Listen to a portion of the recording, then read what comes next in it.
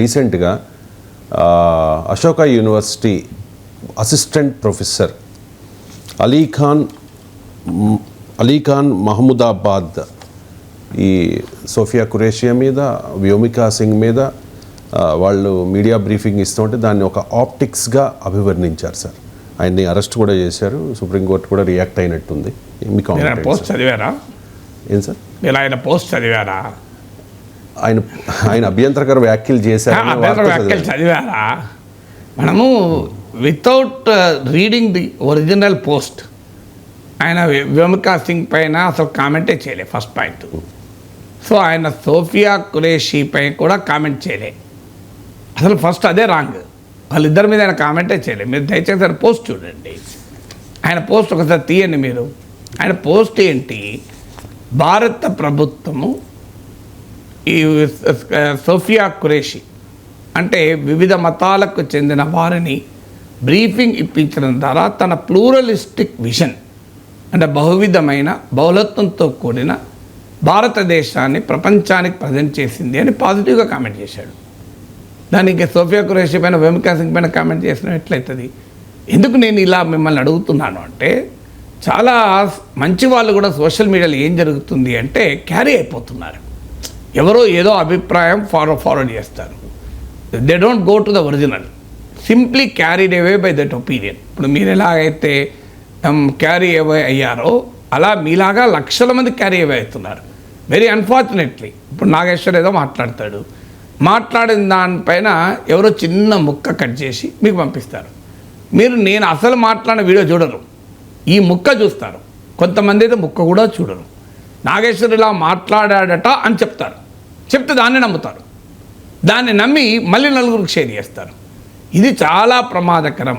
ఆయన ఎక్కడ వ్యోమికా సింగ్ను, సోఫియా ఖురేషీల మీద కామెంటే చేయలే. అసలు ఆయన అన్నది ఏంటంటే పాజిటివ్ కామెంట్. అది మీరు ఆయన ఏమన్నాడు? It reflect the pluralistic vision అన్నారు. Captaincy is about making right decision whether on the field और ऑफ द फील्ड. इसलिए मैं कंट्री डिलाइट पर भरोसा करता हूँ. They deliver 100% pure buffalo milk to my doorstep by 7 AM.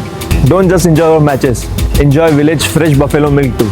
Download the Country Delight app. ఆయన arrest చేసింది దేనికి? అరెస్ట్ చేసినప్పుడు సుప్రీంకోర్టు దాకా కూడా వెళ్ళింది. సుప్రీంకోర్టు నిన్న అర్జెంటుగా దాన్ని విచారణ టేకప్ చేసింది.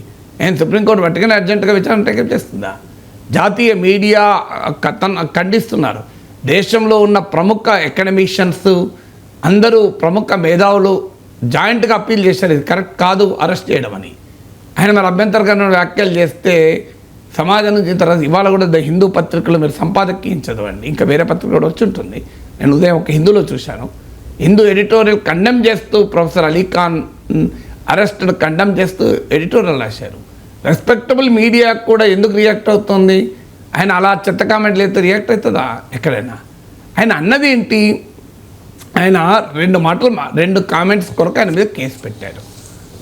మీరు ఆయన ట్విట్టర్లో ఉండుంటుంది చూడండి. సో ఆయన మొదటి కామెంట్ ఏమన్నాడు? సోఫియా ఖురేషీ ఆమె మిలిటరీ బ్రీఫింగ్ ఇవ్వడాన్ని ప్రజెంట్ చేస్తూ రెఫర్ చేస్తూ this reflects India's pluralistic vision. లేకపోతే ప్రభుత్వం ఎందుకు పెట్టిందండి మరి? ఖాళీగా వాటి ఏ వ్యూహం లేకుండానే సోఫియా ఖురేషీతో బ్రీఫింగ్ ఇప్పించిందా? పాకిస్తాన్ దుర్మార్గాన్ని ఎక్స్పోజ్ చేయడానికే కదా. This a part of diplomatic effort కదా.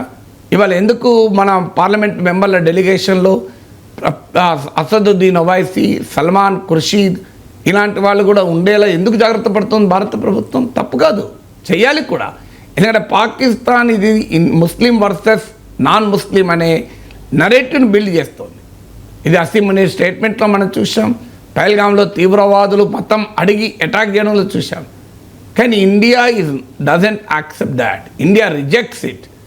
India is a United India అనే ఒక మంచి మెసేజ్ పంపడానికి భారత ప్రభుత్వము, భారత సైన్యము రెండు భిన్నమైన విశ్వాసాలు కలిగిన 2 ఉమెన్ ఆఫీసర్స్ను ప్రజెంట్ చేయించారు.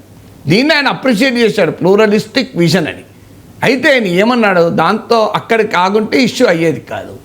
దాంతో ఏమన్నాడంటే దిస్ ఈజ్ ఇప్పుడు ముస్లింల పైన హేట్, రోజు విద్వేషాన్ని రగిలించేవారు సోఫియా ఖురేషీని అభినందిస్తున్నారు, సంతోషం. కానీ మూకదాడుల సంగతి ఏంది, మాబ్ లించింగ్ అని నిరంతరం మైనారిటీలపైన విద్వేషాన్ని రగిలించడం ఏంటి, ఇది సమాజంలో ఉన్న రియాలిటీ కదా అని దాన్ని ప్రస్తావించాడు. అది మొదటిది. దీనివల్ల దేశ సార్వభౌమాధికారం దెబ్బతింటుంది, దేశ సమగ్రతకు ప్రమాదము, మతాల మధ్య విద్వేషాన్ని రగిలిస్తున్నాడని పెట్టి ఆయన మీద కేసు పెట్టారు. ఆయన అన్నది ఏంటి, సో ఇండియాస్ ప్లూరలిస్టిక్ విజన్ ఒకవైపు ప్రస్తావిస్తూ దాన్ని మెచ్చుకుంటూ సోషల్ రియాలిటీ కూడా అలా ఉండాలి కదా అని అన్నాడు. ఇది నేరమా? మూకదాడులు మంచిగా ఇవ్వడం చెప్పాడా? కోర్టులు కూడా చెప్పాయి కదా మూకదాడులు మంచివి కావని. అదే ఆయన చెప్పాడు, సోఫియా ఖురేషీ పట్ల గౌరవం ఉండాలి, మూకదాడులు కూడా మంచిది కావు అన్నాడు. ఇది నేరమా? ఇక రెండవది ఏమన్నాడు, యుద్ధోన్మాదం, యుద్ధం కావాలని సోషల్ మీడియాలో చాలామంది అంటున్నారు. ఎగ్జాక్ట్ ట్రాన్స్లేషన్ కాదు, మీరు ఓవరాల్ ట్రాన్స్లేషన్ ఇది. యుద్ధం కావాలి అంటున్నారు. కానీ యుద్ధాలు ఎప్పుడైనా మిలిటరీ ఇండస్ట్రియల్ కాంప్లెక్సెస్, ఆయుధ పరిశ్రమకు మాత్రమే లాభాలు తెస్తాయి. ప్రజలు రెండు వైపులా నష్టపోతారు. హిందూ ఇస్లామిక్ స్క్రిప్చర్స్ కూడా యుద్ధాన్ని కోరుకోవు, వినాశాన్ని కోరుకోవు అన్నాడు. శాంతి ఇప్పుడు మన భారతదేశం ఎందుకు ఆపిందండి మరి యుద్ధం? ఒకవేళ అలీఖాన్ చేసిన వ్యాఖ్య తప్పైతే భారతదేశం ఆపరేషన్ సింధూర్ ఆపడం కూడా తప్పే అవుతుంది కదా. మనం ఎందుకు ఆపాం మరి? మనం పదే ఎందుకు చెప్పాం, మేము పాకిస్తాన్ మిలిటరీని టార్గెట్ చేయడం లేదు, మేము ఓన్లీ టెర్రరిస్ట్ ఇన్ఫ్రాస్ట్రక్చర్ని టార్గెట్ చేస్తున్నాం, పాకిస్తాన్తో నాన్ ఎస్కలేటరీ ఎందుకు అన్నామండి? ఆయన అదే అన్నాడు, ఎస్కలేట్ చేయకూడదు అన్నాడు. ప్రభుత్వమే పదే ప్రతి బ్రీఫింగ్లో, మీరు విక్రమ్ మిస్త్రీ బ్రీఫింగ్ చూడండి, ఫారెన్ సెక్రటరీ బ్రీఫింగ్, జయశంకర్ వ్యాఖ్యలు చూడండి, పదే ఏం చెప్పాం మనం, నాన్ ఎస్కలేటరీ, మేము పెంచము అని. ఆపరేషన్ సింధూర్ ఆపేసాం కూడా కదా. ఎందుకు ఆపాం మరి? పాక్ ఆక్యుపైడ్ కశ్మీర్ను ఆక్యుపై చేసుకోవాల్సి ఉండే, మోడీ ఎందుకు ఆపాడు అంటే మరి మోడీ కూడా దేశద్రోహానికి పాల్పడ్డాడు ఆపి. ఆయన అదే అన్నాడు, యుద్ధం మంచిది కాదు అన్నాడు. ఓకే, యుద్ధం మంచిది కాదు అన్న దానిపైన భిన్నాభిప్రాయాలు ఉంటే ఉండొచ్చు, తప్పలేదు. యుద్ధాన్ని కోరుకునే వారు కూడా ఉండొచ్చు, దానికి అభ్యంతరం లేదు. పాకిస్తాన్ సర్వనాశనం చేసేదాకా యుద్ధం కొనసాగించాలి, పాకిస్తాన్ అనే దేశమే భూమిపైన ఉండకూడదు, అప్పటిదాకా యుద్ధం చేయాలి, మోడీ అనవసరంగా ఆపాడు అనే అభిప్రాయం కొంతమందికి ఉండొచ్చు, తప్పలేదు, అది వాళ్ళ అభిప్రాయం. కానీ యుద్ధం వద్దనడం నేరం కాదు కదా, అది సెడిషన్, అది దేశ సమగ్రతకు దేశ భద్రతకు ప్రమాదమా? నాకు అర్థం కాని విషయం. దేశ సార్వభౌమాధికారానికి ప్రమాదమా? సో ఆయన ఈ రెండు వ్యాఖ్యలు చేసినందుకు ఆయన అరెస్ట్ చేశారు. దీన్నే అందరూ ఖండిస్తున్నారు. అకాడమిక్ దేన్ని తెలియజేస్తుంది అంటే ప్రభుత్వ చర్యలపైన భిన్నాభిప్రాయం ఉంటే దాన్ని dissent is being criminalize. Supreme court చెప్పింది, లా కమిషన్ చెప్పింది, dissent is integral to democracy అని. మన ఫారెన్ సెక్రటరీ పాకిస్తాన్ వార్ అన్న మాటల్ని ఉదాహరిస్తూ చెప్పిన మాటలు ఒక్కసారి గుర్తు తెచ్చుకున్నాం. పాకిస్తాన్ ఆర్మీ స్పోక్స్ పర్సన్స్ ఏమన్నారంటే, భారత ప్రభుత్వ చర్యల్ని భారతదేశంలోనే ప్రజలు విమర్శిస్తున్నారు అన్నాడు. దానికి మన ఫారెన్ సెక్రటరీ ఇచ్చిన అద్భుతమైన రిప్లై ఏంటంటే, పాకిస్తాన్కి ఇలాంటిది అలవాటు లేక వాడికి ఆశ్చర్యం వేస్తుంది, కానీ ఇండియా డెమోక్రసీ, పాకిస్తాన్లో డెమోక్రసీ లేదు, ఆర్మీ రూల్ ఉంది, మిలిటరీ డిక్టేటర్షిప్ ఉంది, ఆడ ప్రశ్నిస్తే అదృశ్యం అయిపోతాడు, బెలూచిస్తాన్లో అదృశ్యం అవుతున్నట్లు. కానీ దిస్ ఈజ్ ఇండియా. ఇక్కడ పార్లమెంట్లో ప్రశ్నిస్తాం, మీడియాలో ప్రశ్నిస్తాం. We have an elected prime minister Narendra Modi. అక్కడ దాకా ఆర్మీ పెట్టిన ప్రధానమంత్రి కాదు మా ప్రధానమంత్రి. మా దేశానికి ఒక పార్లమెంట్ ఉంది, మా దేశానికి ఒక వ్యవస్థలు ఉన్నాయి, మా దేశానికి ఒక సుప్రీంకోర్టు ఉంది, మా రాజ్యాంగంలో ఆర్టికల్ 32 ఉంది, కాన్స్టిట్యూషనల్ రెమెడీస్ ఉన్నాయి. ఇది కదా మన కంట్రీ గొప్పతనం. ఇది విక్రమ్ మిశ్రీ చెప్పాడు. మీకు వాళ్ళ కొత్త కనుక ప్రశ్నిస్తే వాళ్ళు ఏదో అనుకుంటున్నారు, but that is the character of Indian democracy. అమెరికాలో ప్రశ్నిస్తలేరా ట్రంప్ను? సో ప్రశ్నించడం, నేరం చేయడం అనేది చాలా ప్రమాదకరం. రెండవది అకాడమిక్ ఫ్రీడమ్. ఆయన is head of the department of political science, Ashoka university ఇది వన్ ఆఫ్ ద ప్రైవేట్ సెక్టార్లో సోషల్ సైన్సెస్లో వచ్చిన అత్యున్నత ప్రమాణాలు కలిగిన యూనివర్సిటీ. సోషల్ సైన్సే కాదు, ఈవెన్ నేచురల్ సైన్సెస్లో కూడా, ఇతర సబ్జెక్టులో కూడా ఉంది, కానీ సోషల్ సైన్సెస్లో కూడా ఇది చాలా పేరుగాంచిన విశ్వవిద్యాలయం. అదే Tom Dick and Harry place కాదు. సో అక్కడ ఈయన పని చేశాడు, ఈయన పని చేస్తున్నాడు ఇప్పుడు. సో ఆ కామెంట్ చేస్తే ఒక సీరియస్ అకాడమిషియన్ తన డిసెంట్ వ్యక్తం చేస్తే, అయ్యా మీరు సోఫియా ఖురేషీని గౌరవిస్తున్నారు సంతోషం, కానీ ఈ మూకదాడులు ఏంది, నిరంతరం యాంటీ ముస్లిం హేట్ మాంగరింగ్ ఏంది, విద్వేషాలు ఎందుకు రగిలిస్తున్నారు, ఈ సోషల్ రియాలిటీకి సోఫియా ఖురేషీని ప్లూరలిస్టిక్ విజన్కు సంబంధం లేదు కదా అన్నారు. అలాగే యుద్ధం అంటున్నారు, యుద్ధం రెండు వైపులా వినాశానికి కారణమవుతుంది అన్నారు. భారత ప్రభుత్వ వైఖరి కదా అని చెప్పింది. యుద్ధం చేయాలన్నది భారత ప్రభుత్వ వైఖరి నాకు చెప్పండి. ఎక్కడన్నా భారత ప్రభుత్వం మేము యుద్ధం చేస్తాం, పాకిస్తాన్ అంతం చేస్తామని చెప్పారు ఎక్కడన్నా? అందుకు భిన్నంగా మేము యుద్ధం చేయడం లేదు. అసలు యుద్ధం అన్న పదవే వాడలే మన వాళ్ళు. దాన్ని ఏమన్నారు, మనం ఏమన్నాం, దాన్ని ఒక మిలిటరీ ఆపరేషన్, బాలాకోట్ స్ట్రైక్ను ప్రియంప్టివ్ మిలిటరీ ఆపరేషన్. ఇప్పుడు కూడా క్లియర్గా చెప్పాను, నాన్ మిలిటరీ, మేము మిలిటరీని టార్గెట్ చేయడం లేదు అని. వాడు మన మిలిటరీని టార్గెట్ చేశాక మనం మిలిటరీని టార్గెట్ చేశాం, అప్పుడది వార్ రూపం దాల్చింది.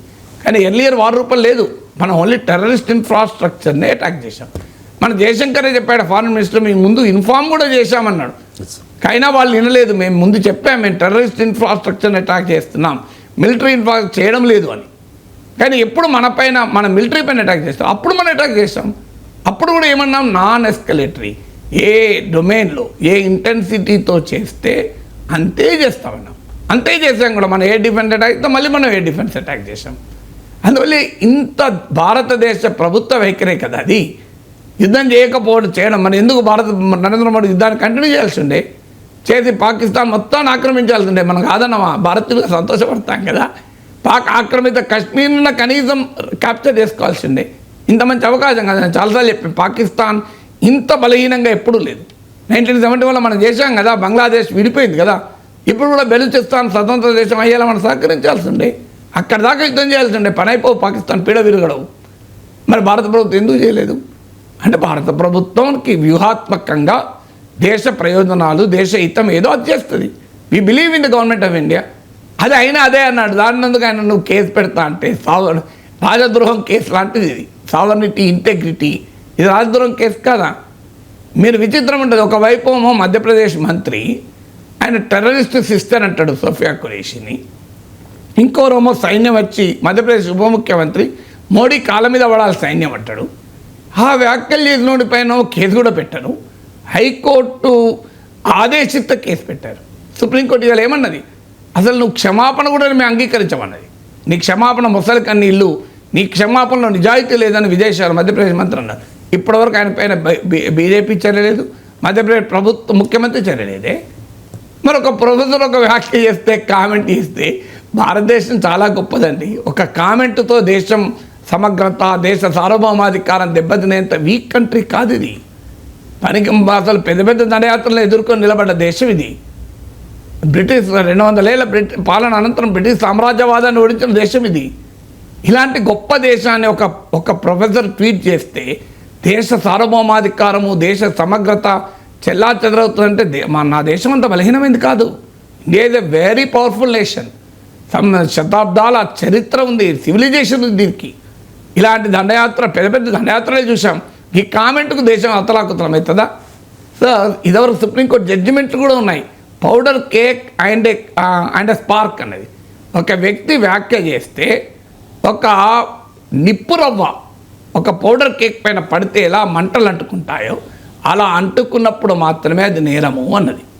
ఇప్పుడు ఆ ప్రొఫెసర్ అలీఖాన్ వ్యాఖ్యలతో ఎక్కడ అల్లలు జరిగాయి, ఎక్కడ ప్రమాదం జరిగింది. అందువల్ల మనము దయచేసి ఎవరైనా వ్యాఖ్యలు చేస్తే ఆ వ్యాఖ్యలు చదివి ఆ వ్యాఖ్యల్లో ఏముంది, ఆయన అన్న దాంట్లో నిజముందా, అందువల్ల ఆ వ్యాఖ్యలపైన ఇంకోరు వ్యాఖ్యలు చూసి కామెంట్ చేయకూడదు. ఆ వ్యాఖ్యలు చూసినప్పుడు మనకు ఎలాంటి అభిప్రాయం కలుగుతో అదే చెప్పాలి.